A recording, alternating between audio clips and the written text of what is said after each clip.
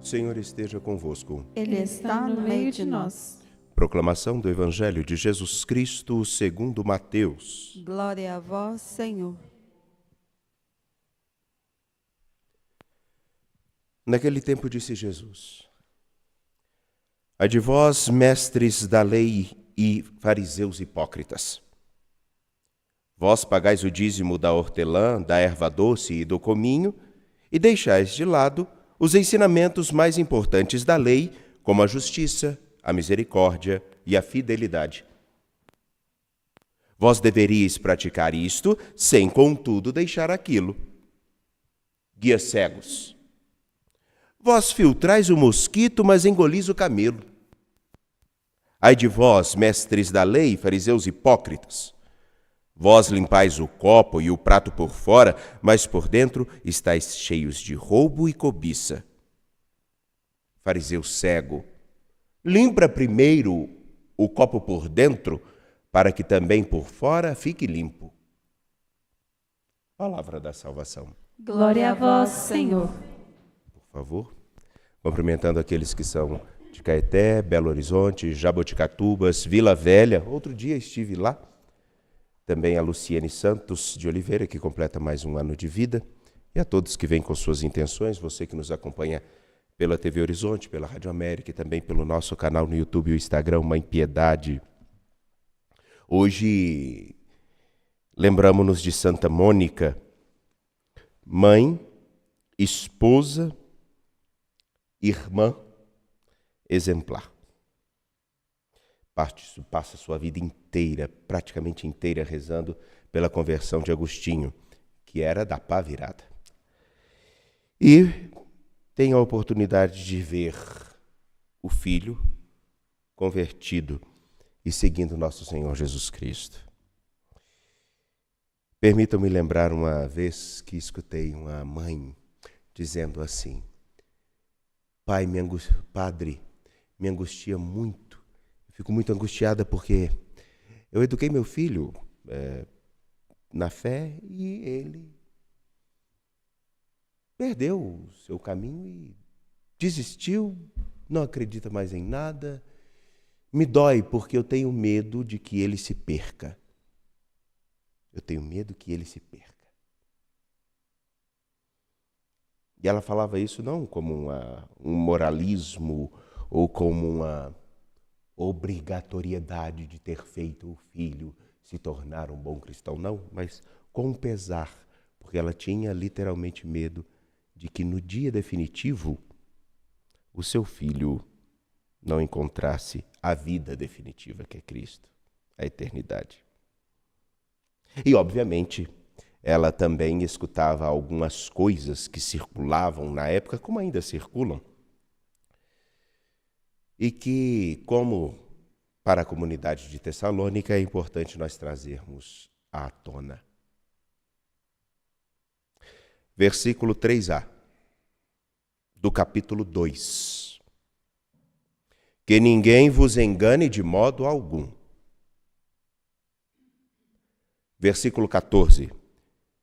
Deus vos chamou para que, por meio do nosso Evangelho, alcanceis a glória de nosso Senhor Jesus Cristo. Assim, portanto, ficai firmes e conservai firmemente as tradições que vos ensinamos de viva voz ou por carta. Mas retomemos. Que ninguém vos engane de modo algum. Que ninguém vos engane de modo algum a respeito de quê?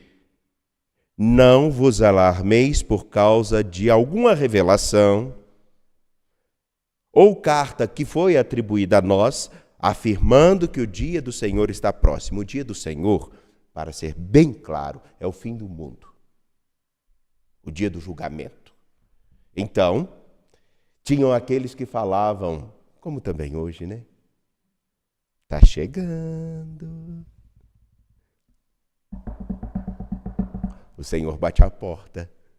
Será que Ele vai te encontrar bem ou você vai queimar no fogo do inferno? Converta-se e me siga. Não ao Senhor, mas a mim. Qualquer semelhança é mera coincidência, mas eu estou sendo jocoso objetivamente por determinação e por querer mesmo. Porque a comunidade de Tessalônica escutava muito sobre a possibilidade do dia definitivo, do dia do Senhor, do fim do mundo. E inquietavam seus corações diante de tantas profecias, de tantas falas, de tantas cartas, de tantas pregações. E a pergunta iminente é, se ele vai chegar amanhã, então tem que mudar hoje, não é verdade? Então tem que mudar agora.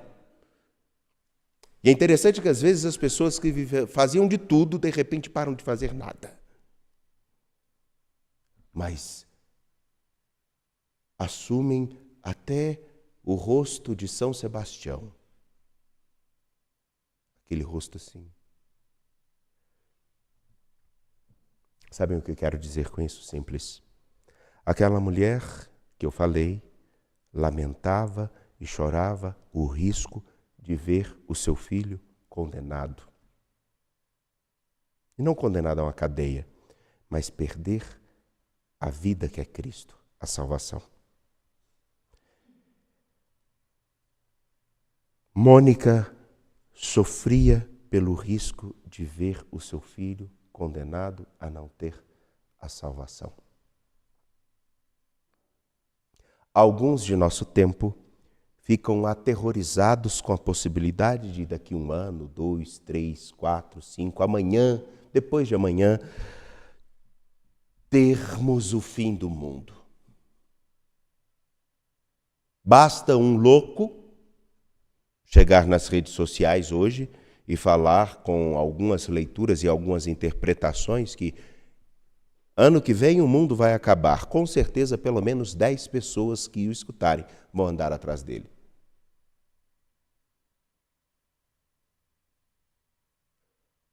Mas isso não é conversão. Andar atrás de alguém não é conversão. Somente deixar de fazer algumas coisas não é conversão. Não é aderir ao Senhor. A primeira coisa fundamental para quem assume seguir ao Senhor nosso Jesus Cristo é lembrar daquilo que diz Paulo. Deus vos chamou para que por meio do nosso evangelho, do evangelho que foi pregado por nós, aquele que nós não paramos para escutar, aquele que nós não damos a atenção, sabem, aquele que quando está nas nossas comunidades, nós nem prestamos atenção no que vamos ler e nem prestamos atenção no que está sendo lido. Aquele evangelho que nas Escrituras ignoramos, fazemos uma leitura mal e porcamente. Aquele texto bíblico que nós sorteamos como se fosse um sorteio de palavras bonitas e que esquecemos de entendê-lo para observá-lo com seriedade.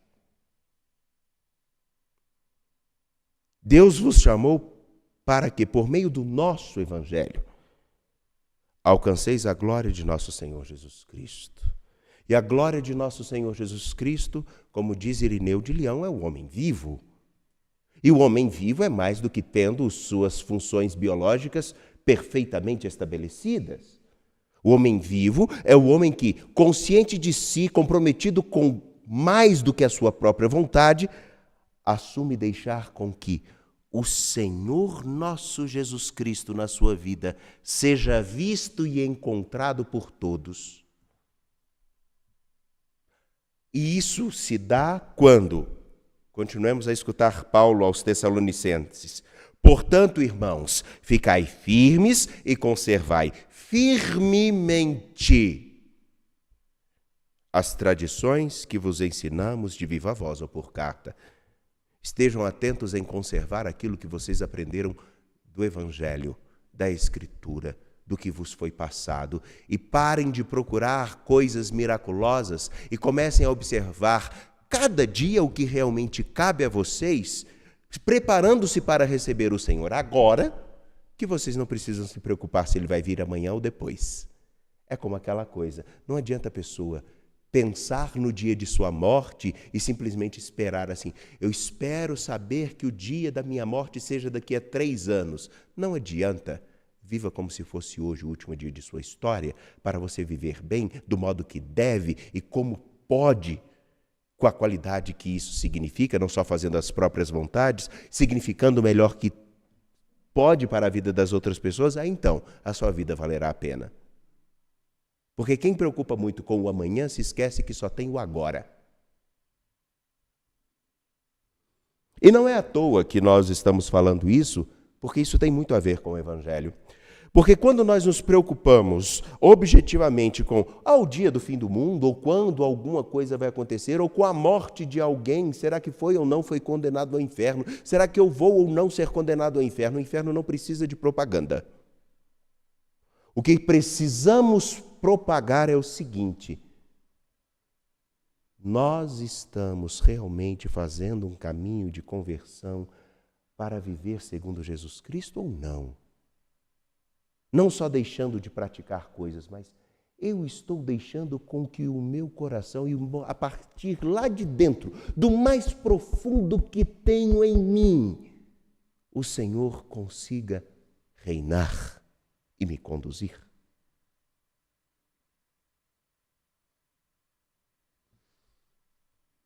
Vejamos se isso tem a ver.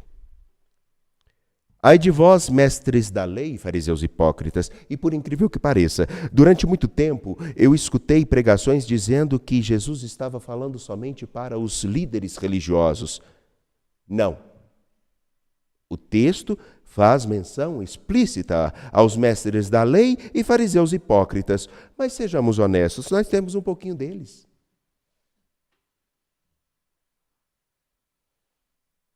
Todos nós temos um pouquinho deles. Como assim? Simples.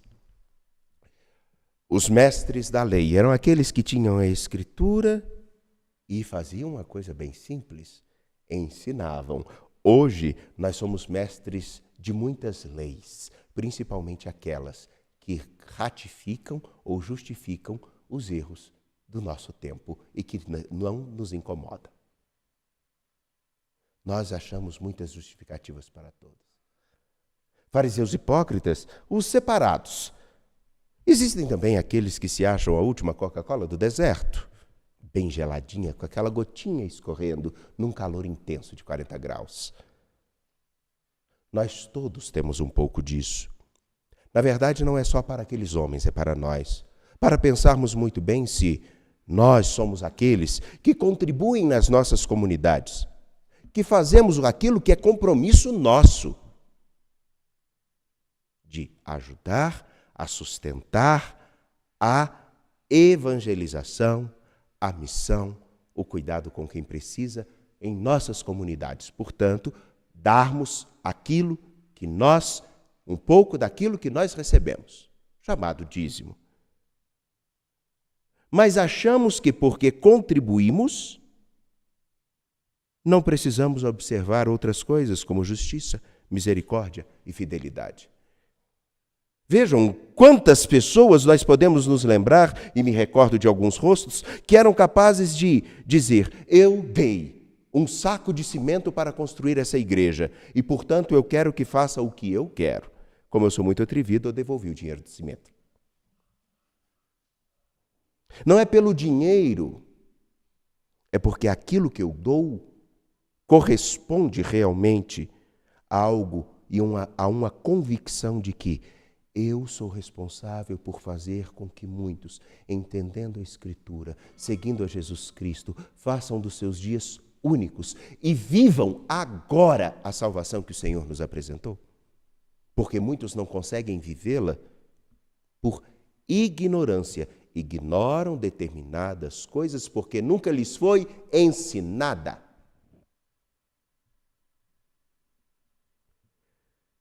Não devemos praticar uma coisa ou outra. Mas vocês se preocupam com coisas mínimas. Existem aqueles nas nossas comunidades, na nossa igreja e até fora dela, que se preocupam com coisas mínimas. Eu vejo pessoas que são capazes de se preocupar com a renda que rasgou, mas não olham para a pessoa que sangra do seu lado.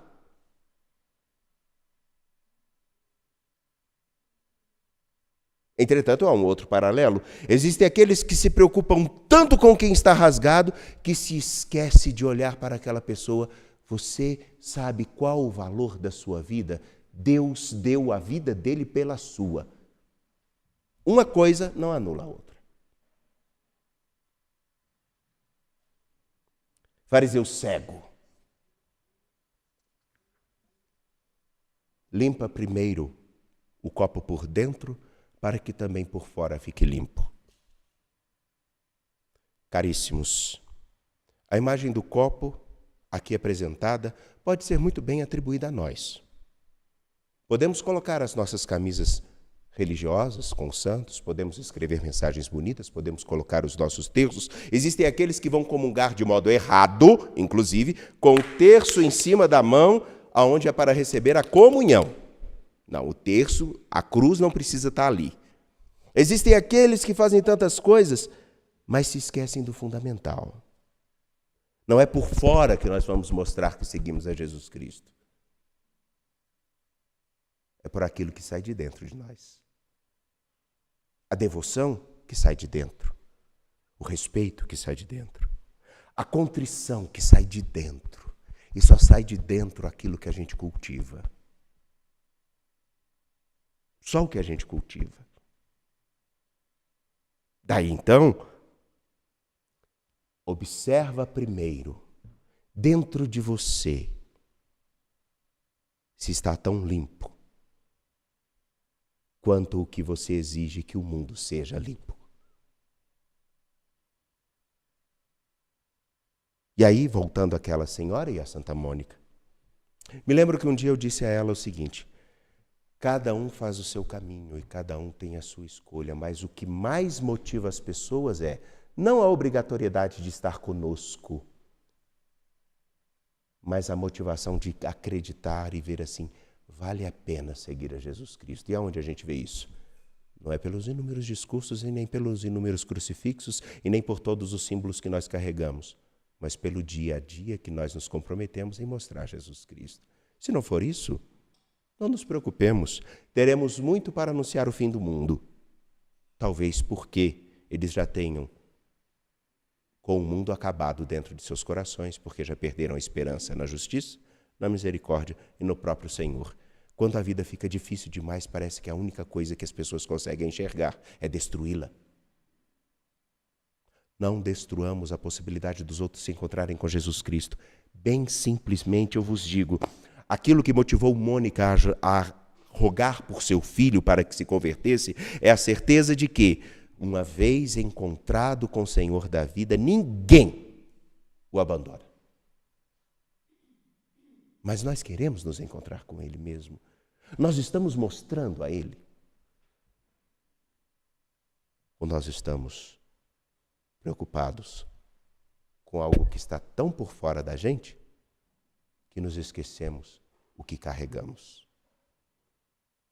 Que dia que o mundo irá acabar, não importa. Que hoje seja o último dia de sua vida. Portanto, deixe com que Cristo reine na sua vida hoje, porque ainda que seja o último, já terá valido a pena. Que o Senhor nos ajude. Confiantes de pé, apresentemos nossas preces.